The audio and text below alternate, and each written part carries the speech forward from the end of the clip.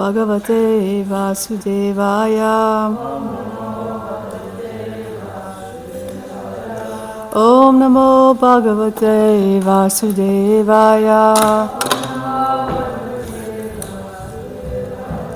So reading from the Srimad Bhagavatam, Canto 3, Chapter 2, verse number 19.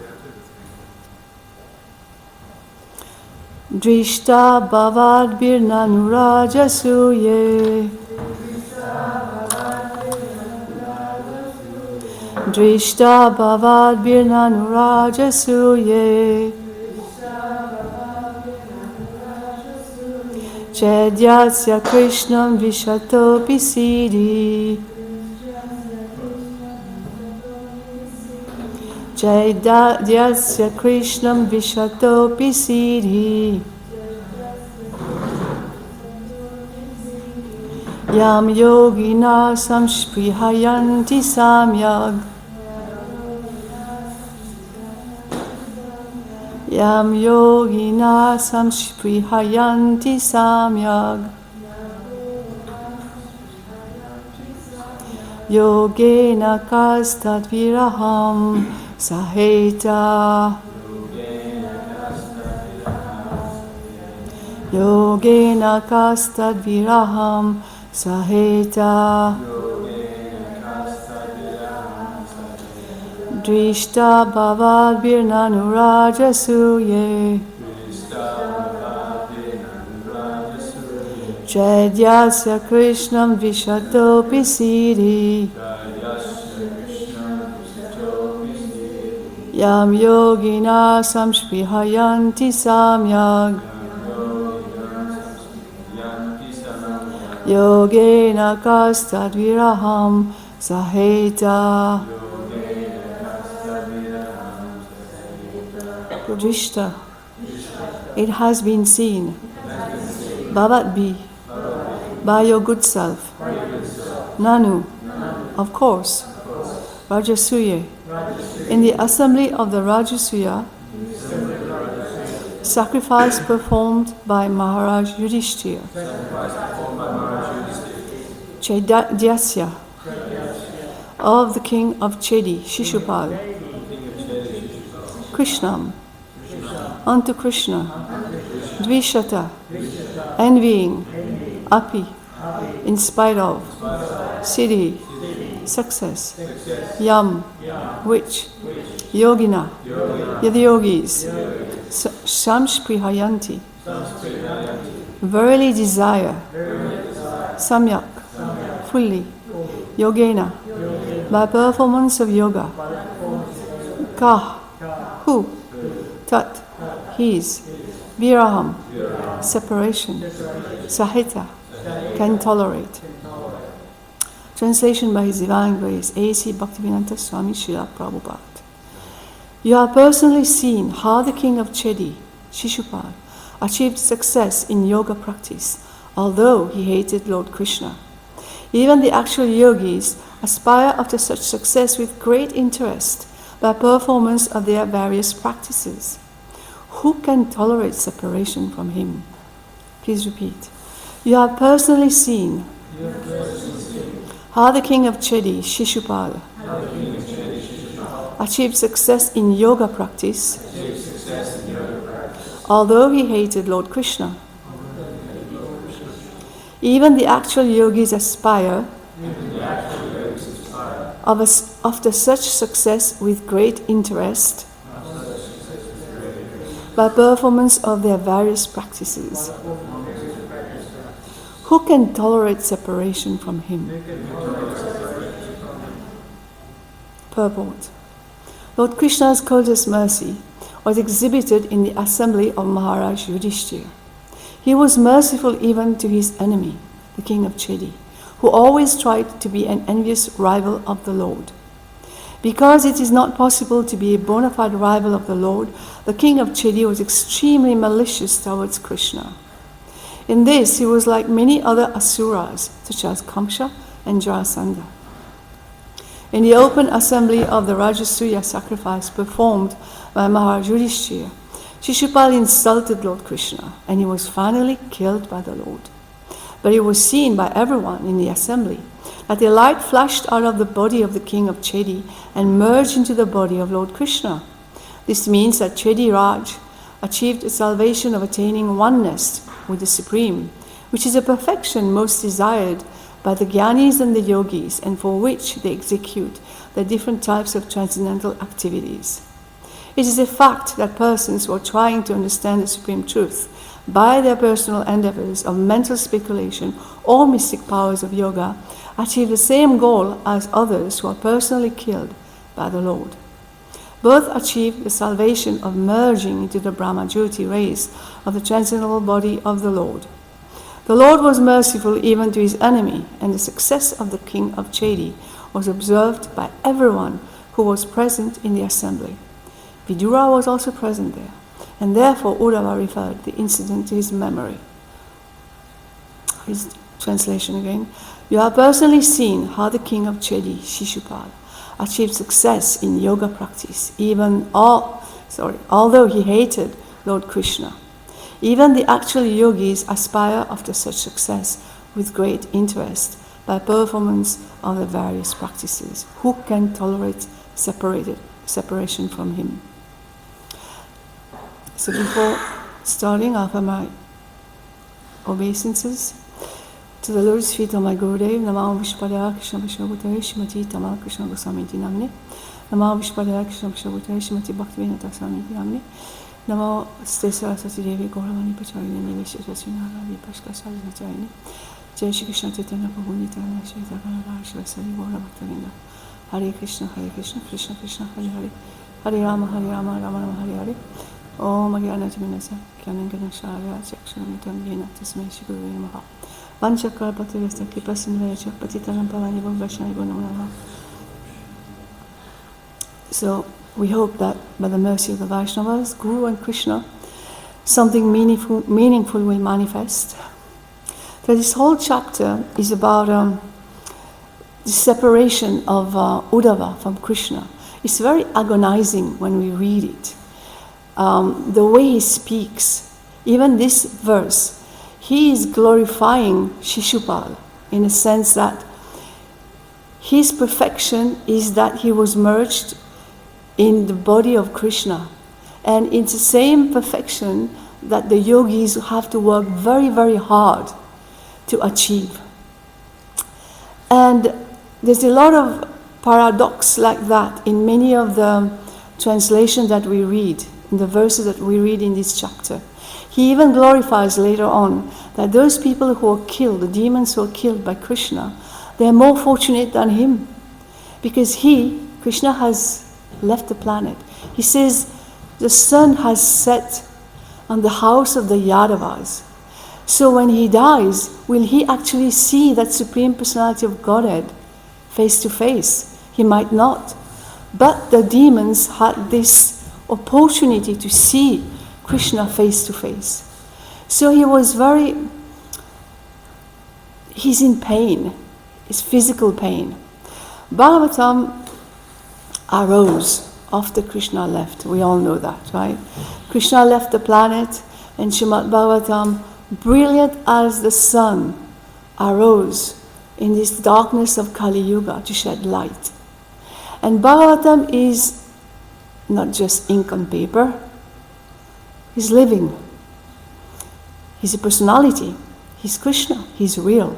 So when we read Bhagavatam, depending on how we read it, what is it that we want? Bhagavatam will reciprocate with us because he's a person. He might reciprocate in the sense of it's just ink on paper, it's a novel, and there is nothing that happens to my heart when I read. Or, if I desire so, every single verse I read will instigate some desire for change in my heart. Because he's real. For instance, even this verse we're reading that Uddhava is talking about the king of Chedi. We read this verse and immediately what comes to mind is that section of the Mahabharata where Shishupal was there in the assembly and he was insulting Krishna again and again and again. And Bhima got up to kill him. And Bhishma grabbed him and said, wait, wait. And Bhishma then told a story to Bhima and said he has committed actually more than 100 offenses. And we know that actually Shishupal and Krishna were very closely related. They were cousins. And Shishupal was born with 3 eyes. And it was foretold that when he's put on the lap of the person, on a certain person, and one of his eyes, the one on the forehead, disappears, that person will kill him. So his mother would put him on the lap of everybody who would visit. And when Krishna came to visit, he was still very young, teenager Krishna, came to visit, and his aunt put Shishupal on his lap. The eye disappeared immediately, and his aunt said, please, Krishna, please, forgive whatever offenses my son may commit to you. And Krishna said, I will forgive 100. But he gave so much more. He forgave so much more. And so reading like that, when Uddhava is talking about the different pastime that Krishna had on the planet Earth, and he's talking about those pastime with this intensity of separation that is almost like a physical ache to him. And we can feel that. There's a reason why novels sell so much. Harry Potter, whatever, ladies like to read romance ones. There's a reason why they sell so much. Because they instigate emotions in us. If they would do nothing to the person reading it, then they would not be reading them. So in the same way, Bhagavatam is the same thing. It should be instigating, stimulating feelings in us. Depending on what we want, that will depend what kind of feelings it generates. Now, to understand also how it works, there's one lecture where Prabhupada says, we should try to know Krishna. And we know Krishna by reading from Krishna himself. And Prabhupada says, Krishna talks about himself in the Bhagavad Gita. In the Bhagavad Gita, he doesn't talk about his intimate dealings. He's talking about him. I am the source of all material and spiritual. From me, everything emanates. Become my devotee. I'll protect you. Don't worry. I'm the seed-giving Father. He says we should try to know Krishna from Krishna himself, and at the end, Prabhupada is talking and he makes a pose.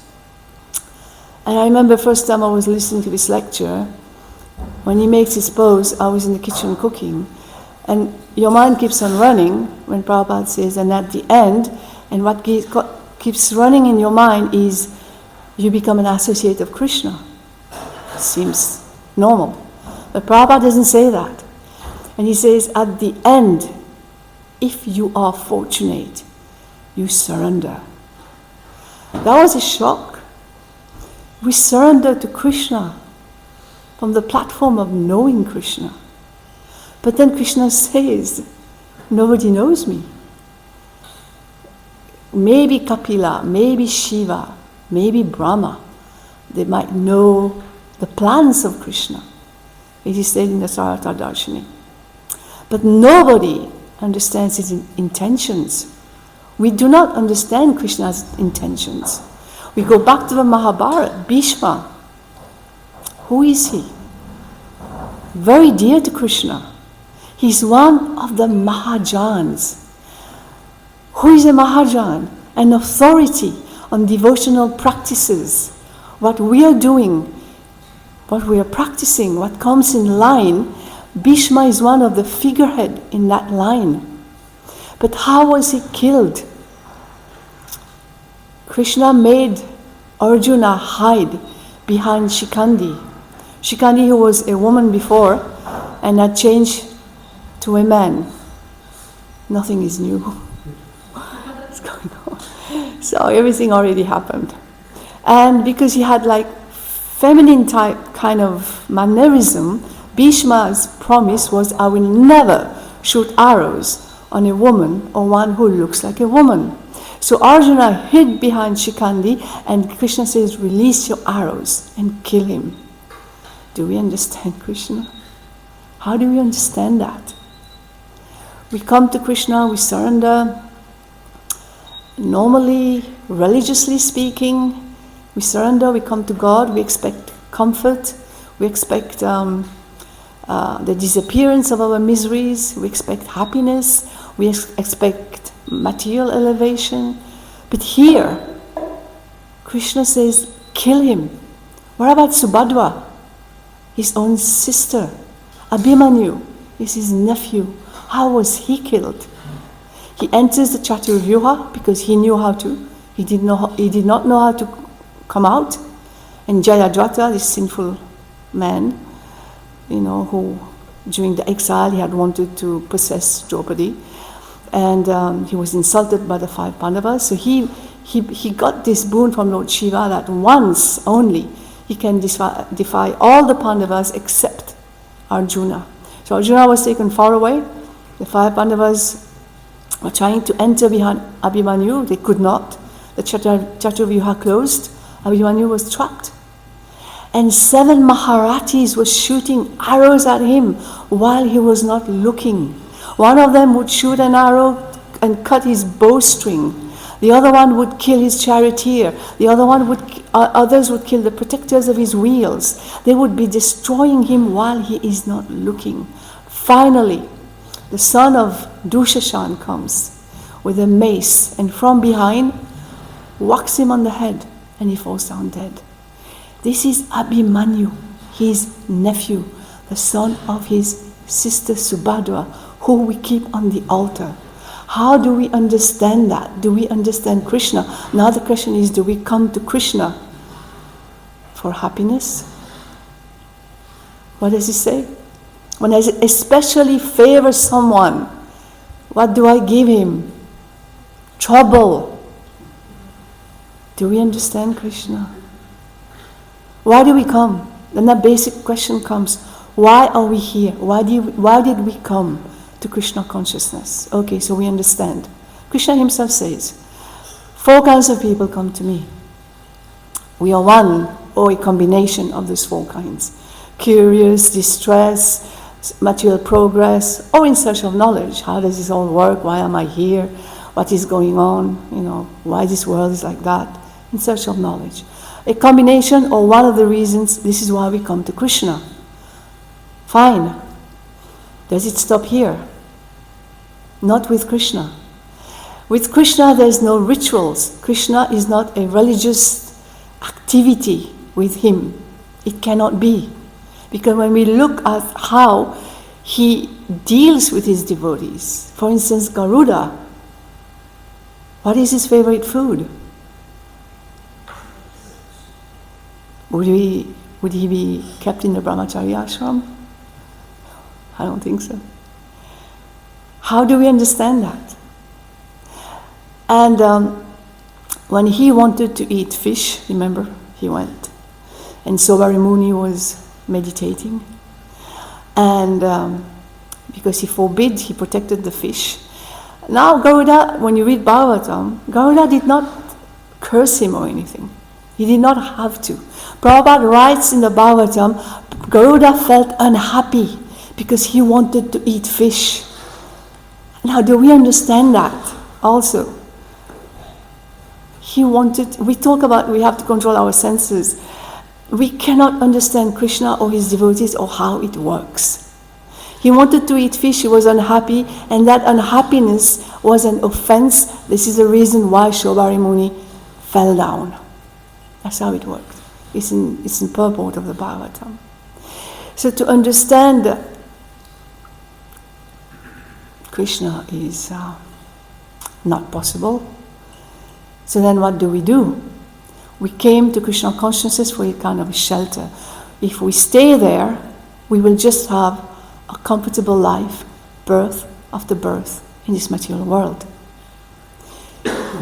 So after a while, being in Krishna consciousness, being in association with Bhagavatam, with the devotees, with sadhus, maybe we progress. And when we understand, I have to look for perfection.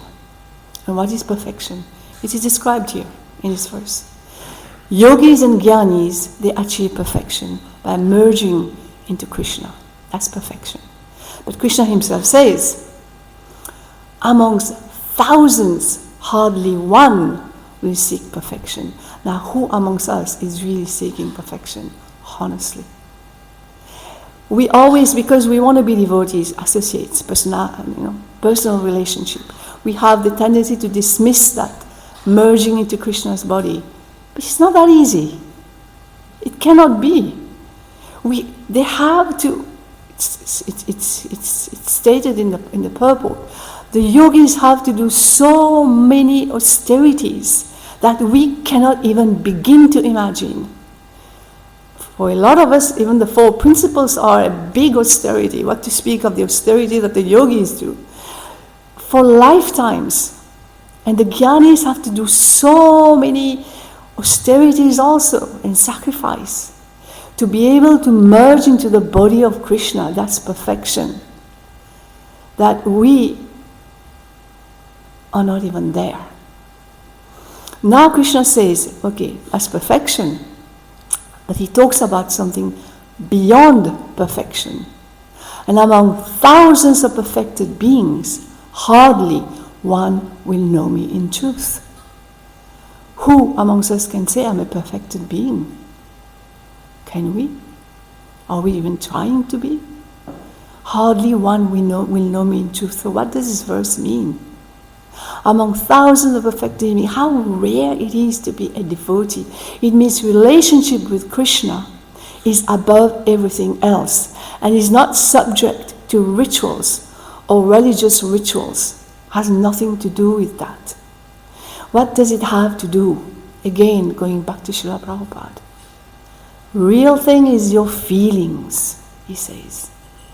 Real thing is your feelings. For instance, many years ago, when I first became a pujari, that was in the 80s, and we were addressing the deities, the temple president, he had one of the lectures of Prabhupada transcribed for all of us. It was Shivigraha and Galagraha. We almost had to learn that lecture by heart. Because one part of the lecture, Prabhupada talks about Shivigraha being stone, Galagraha being stone, and Shivigraha being Krishna himself. He says the deity, he says, is not representation, is not incarnation, is not a form, an image of Krishna. He is directly Krishna himself. That's what he says. And he says, and if we do not develop that feelings, you will think that this old man has given me a burden, has left me a burden and left the planet. That's what he says. He says we can do anything to the deities. He will not protest. Anything. But your life will be finished. His voice becomes very deep. And so we have to be very careful, I remember. Not use straight pins, use safety pins. Treat him like a person. And one of the girls there, she told me one time, she received a gold chain as gift and she thought, I'm going to give it to Krishna. But in the meantime, she thought, okay, I can wear it until I give it to Krishna. And so one day she was dressing, and you know how Krishna's little pinky sticks out a little bit. So while doing the feet, and she stands up, chain is broken. And immediately what came to her mind, oh my God, I promised it to Krishna. I should give it to him. I want to have it repaired and give it to Krishna. But then later she realized, a few days later, like, who am I to think like that? Krishna is the Supreme Personality of Godhead. It's probably my imagination and speculation. So she had it repaired, and she kept on wearing it. But all the time she thought, I'm going to give it to Krishna, have it changed with a K on the, like a medal with a K. And so she was dressing the deities again. And again, the same thing happened. It broke. Then she was completely convinced in her heart. She stopped wearing that gold chain. She had it changed with a K, and then she gave it to Krishna. So depending on what we want, yatama prapadyante, that reciprocation from Krishna will come from our own sincere desire to whatever we want, whatever it is. A shadow of Krishna, the reality of who Krishna is, and it's not easy. I remember also sometimes the little things we can see. It's hard to believe sometimes, honestly speaking. But we can believe in the acharyas. We can believe in the shastra. That we can do. Long time ago when my brother, he just started work. He was very new. And he told me that in the company he was working, there was one worker there. There was the one who cleans and gets you coffee or tea or whatever. He was a Muslim guy. And my brother told me one day, he says, you know all these stories like Mahabharata, these were invented by people because a long time ago people had no television. And so they made stories just to entertain people. My brother came up to me and said, what an illiterate. Why would somebody do a lot of tapasya just to write imagination? We can still go to Vyasadev's cave in the Himalayas. It's there. The roof of the cave looks like the pages of a book when the book is open. And every winter, when everybody goes down, because it's all covered in snow for about 6 months, they light a big oil lamp, which when they come back, it's still lighted. It doesn't go off. There's things in the Himalaya that is so beyond understanding. We were in Gangotri and Yamunotri. We even walked to Gomukh. And in Gangotri you see many, many Babas. And there was one who was walking around barefoot. It was so cold. It was so incredibly cold that my brother was with us. He was trying to get people to wash his clothes. He couldn't. He said, I'm going to pay you. I'm going to pay you 1,000 rupees. I said, no, we don't even wash our own clothes. Why would we wash yours? It's so cold. And this Baba was walking barefoot. And so my brother went up to him and said, Baba, I want to buy you shoes. The Baba said, no, I don't need. He said, no, I want to buy you shoes. And the Baba said, how did you get here? My brother said, with the plane and then the car and, whatever. And the Baba said, that was your austerity. My austerity, because I already live here, is this. And he doesn't leave when everybody goes down. They live in a cave, some of the Babas, not so many, they live in caves that are covered in snow. And they have rice and dal and whatever that they cook and they eat. Okay, that's all good.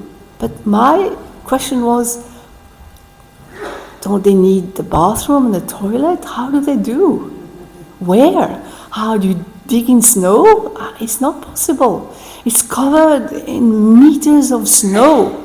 So things that are so unexplainable still in India. So why would we think those people, they would waste their time in imaginative stories, apparently like Mahabharata? So even if it is hard for us to see the reality of Krishna in my life, I can at least believe in the Shastra and the Acharyas, the line, the Parampara line. Looking even at Prabhupada's life, we can see his own life and believe that. It's amazing. 70 years old. Yesterday I was telling a devotee, we've been doing this, going around for more than 10 years now. It's really getting tougher and tougher. And I cannot begin to understand how did Prabhupada start at 70 years old. It's impossible to understand. And he kept going, translating, giving classes, arrival address, opening temples, initiating devotees, dealing with mental, that's the worst probably, with the mind of others. How did he do that? And we're convinced he was not from this world. He could not have been from this world. We are all sitting here because of Prabhupada. And we are all living the way we live because of Srila Prabhupada. So that we can believe. And to be able to understand how everything works and these spiritual practices and the goal is real also comes from chanting the Hare Krishna Maha Mantra in this Kali Yuga. That's it. It's the only practice that we do that actually makes us connect so fast and so easy. Cheto Darpana Marjanam, even that first part of that verse, it explains what is happening to us. It is so clear. It cleanses the mirror of the heart, of the consciousness, he said. In many lectures, Prabhupada interchanges consciousness for heart. Because he says consciousness for soul. Because he says the symptom of the soul is consciousness. Symptom of consciousness, pure consciousness, is clarity, serenity, and freedom from distraction. That's pure consciousness. But glory is the Vishikesha Sankirtan, which cleanses the heart from all dust accumulated for years. How does this work? What are the dust? Countless of lifetimes we have been in this world, taking birth, and we take on impressions, any impression that makes us desire. Oh, that's nice. Oh, I wish I had that. Oh, I wish for this. These are called sanskaras, impressions. And we accumulate those desires. When it says the desires are like a dust accumulated for lifetimes, every single desire is like a dust. Who can count a handful of dust? We cannot. The desires are more than this handful of dust. And accumulating them, that's a reason why when they're in seed form and then they fructify and they bear fruits, we have to take birth again and again to satisfy those desires. So the way to stop that cycle is by chanting Hare Krishna. But then we have to be careful, because chanting Hare Krishna also waters weeds. So what kind of Hare Krishna are we chanting? Are we trying sincerely? Prabhupada says, do your level best. Prabhupada also says, the Acharya doesn't use random words. What is level best? It's not trying. Javita Maharaj, last time he gave a lecture, he says, when we say try, it's a failure word. We're not going to do it really. Level best, which means we are able to, and we do up to that level. Not that we try while holding on to some comfort. We do our level best when we try to chant Hare Krishna. And yesterday I was quoting from Prema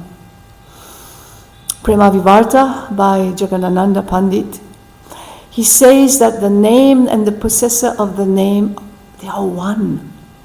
But the problem is, in this body, while we have those senses, Atashi Krishna Namadi, not possible. Nabhavat Graham Indriya, with these material senses, we cannot have access to Krishna. So the level best that we can do in this lifetime on our own, is to reach up to Namabhas, but we have to try.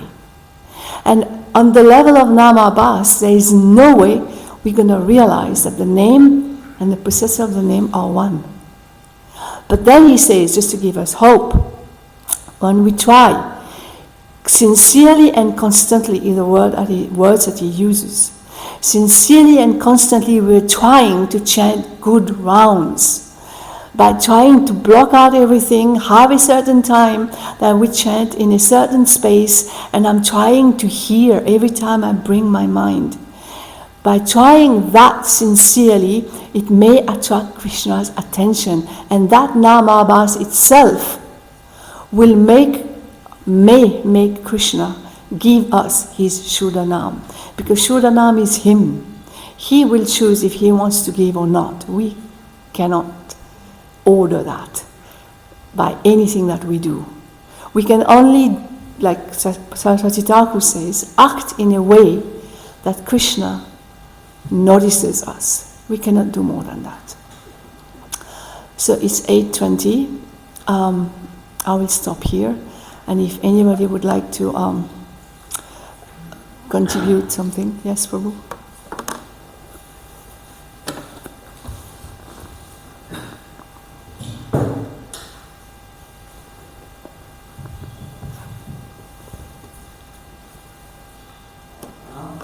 Thank you very much for your class.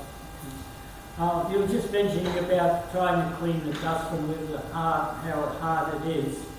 So it's pretty ironic that this morning before I came here, I had a vacuum cleaner, and before I came, I thought, well, I'll take all the dust out of my vacuum cleaner. So I removed the container, and then all the massive dust fell out, right? And then I had the filter. I've never done this before, but I was looking at the filter and I just tapped it on the table or on the ledge there, and all this dust came off. So I tapped it again, and more dust came off. So I kept tapping it, and the dust wouldn't go away.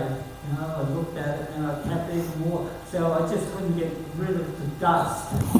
So I was just thinking of that example that you're saying to clean the dust within our heart. But on the other hand, you know, like you were saying, Trinada, peace in it, Shanada. So there's actually four things there. There's Trinada, peace in it, blow on the stormy street, more tolerant than a tree. The fourth all sets of false prestige, but the fourth one is ready to respect, ready to offer all respects unto others. Ready to give respect to all others. But sometimes when we live on this community and we get to know each other, and there's so many devotees here that we rub shoulders with us and so much guna and karma around, it's probably that's the last one that's the hardest one of all a lot. Sort of do that. So just the point I'm making is there are so many subtle offences that we may commit, just keep on going there. So but before coming to Trinadapi, we should know ourselves. You see, we cannot chant in a humble state of mind even without knowing ourselves. Like Prabhupada says, Rupa and Sanatan, when they say we are more fallen than Jaga and Madai, it's not just poetry. It's just not just that they're thinking, oh, that's how we should be talking. He said, no, it's based on the reality. What is the reality?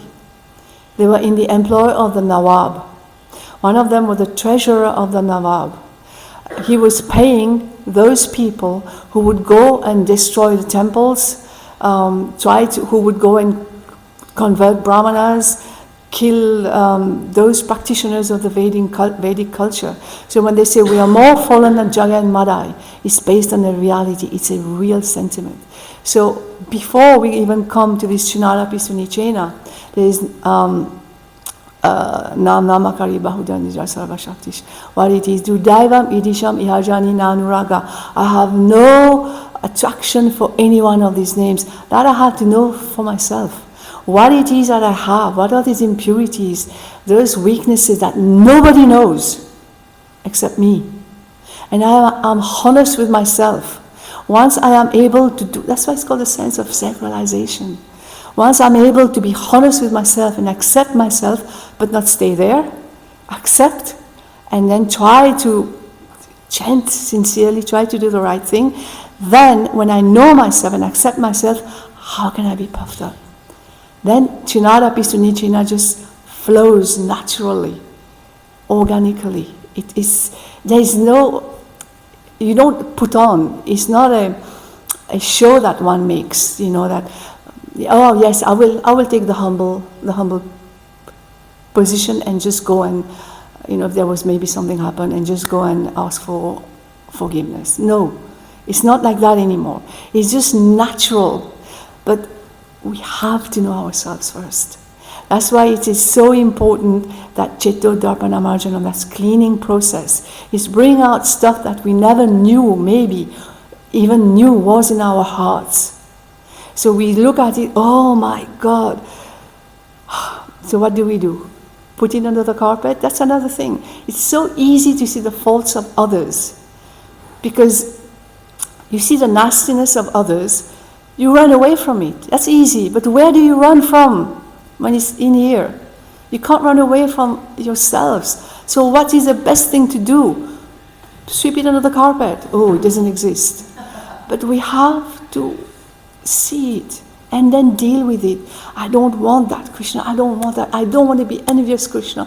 That's a funny thing. In so many classes that we've been all over the world. So how to get rid of envy? I mean, we've been asking that question since the movement started. So obviously there's not one reply, because we're all different. My envy is not the same as somebody else's envy. It will be something else. I have to confront it and go and pray to Krishna, because it seems like I have no way to deal with it. That's then when I can chant Chinada Pisuni Chena. Because I have no way. I'm weak, I'm inadequate, I'm fallen. That particular verse when Prabhupada speaks, the real thing is your feelings. We approach to, maybe Madhava will find it. We approach Krishna, we say, I'm most rotten, I'm most fallen, but I have brought these things for you, kindly accept it. That we can do, not that, oh my God, I have this horrible thing in my heart. But no, I say, Krishna, this is all that I have right now. Please accept it.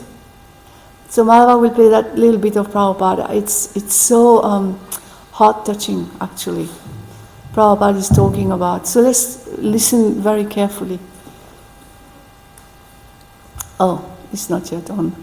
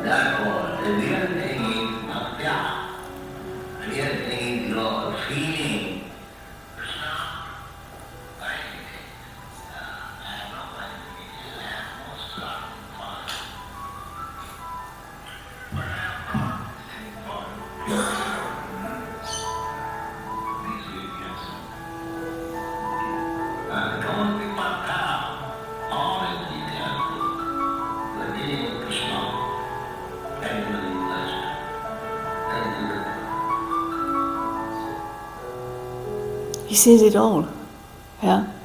I mean, especially at the end when his voice breaks. It's true, we have nothing. As we chant Hare Krishna, what happens, yeah? It's not that, oh, I'm so great I am, it's not a career. As I chant Hare Krishna, I discover myself. What am I? Take out my hair, divide it in 100 parts. Take 1/100th of that part of my hair, the bulb. Divide into 100 parts. I'm 10,000 parts, the tip of a hair. I am invisible. That's what is my worth? What is the value of me? And naturally, my service will be even less. How can I be puffed up? So if I can know myself and accept my own fallen condition, then it's easier to respect everybody else, because we know what we are hiding, and truly speaking, others must be better. It's not something that is put on. It is something that we know, because we know what it is we struggle with. So, sense of separation. Finally. I don't know if it makes sense to you. Thank you.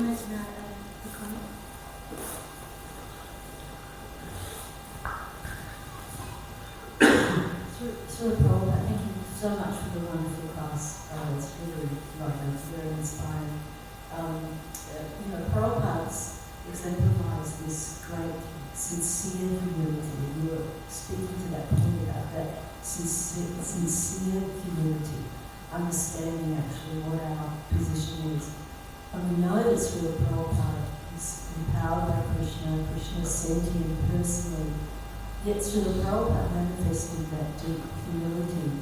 And I think it's in 4th canto, when Dhruva Maharaj is about to board the spiritual chariot to take him to his planet. And he pauses and he thinks about his mother. Where's my mother? I can't live without her. And in the purport, Prabhupada says, he says, quote, I may be crippled in many ways, but if I can make one disciple like Dhruva Maharaj, he can take me back to Vaikuntha. And that's Srila Prabhupada. Yeah. What? Not put on humility. And we know Prabhupada's position is so elevated.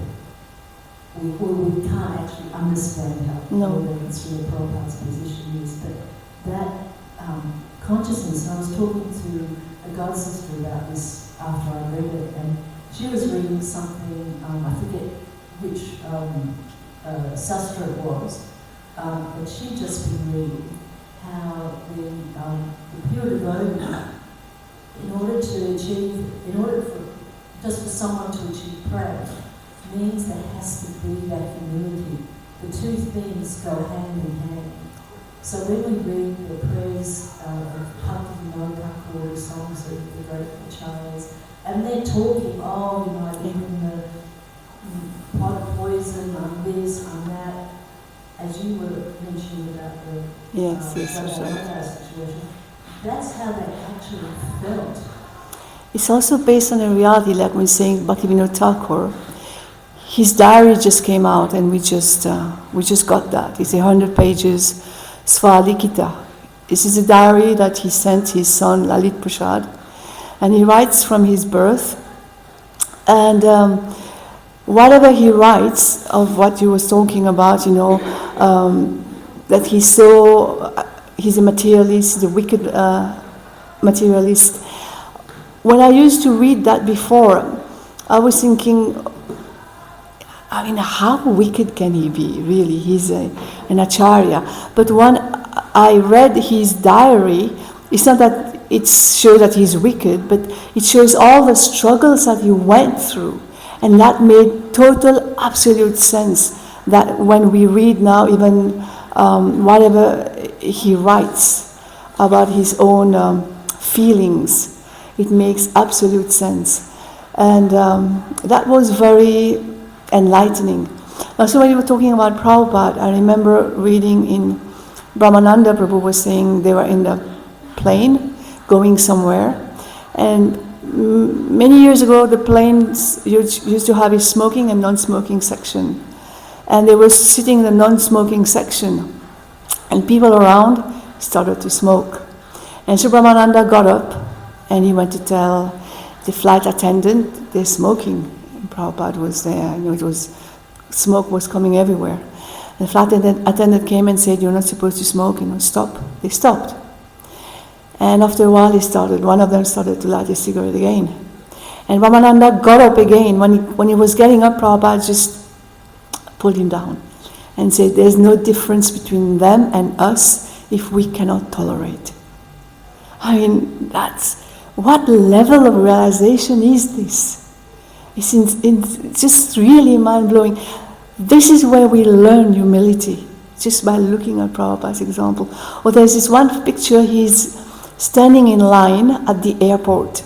His face is so majestic, detached, very royal in a sense. And looking at that, it inspired me so much, because so many times when we're traveling from airport to airport, and then you got to catch a flight, you get impatient, horrible things goes in the mind. But that picture of Prabhupada, every time something nasty manifests in my mind, I remember this picture of Prabhupada, and we just tolerate. Krishna is in charge in any case. It's amazing. Yeah, personally for us, we travel with this little machine that has all of Prabhupada's lectures, and listening to Prabhupada and how he talks about Krishna, he knows Krishna. And that's the reason why he was able to do that. He had this ability to give Krishna to others. I don't know if we realize that, the time that he came, People maybe knew about Om, maybe yoga, but who knew now? Yoga people know about sadhana, about bhakti, about practices, about mantra, about so many things that at that time nobody knew. And Prabhupada would chant Hare Krishna, then he would speak in very thick accent. How did he even get anybody to come? How was that even possible? And one little kartal, he changed the face of the world. Even we take whatever came after, being vegetarian, being vegan, whatever, all that stuff. It seems that the origin of all that was that Hare Krishna movement that started in New York. It spread so much. These are little things that are social now, but in a mode of goodness. So we'll stop here. It's 35. Thank you so much. Hare Krishna.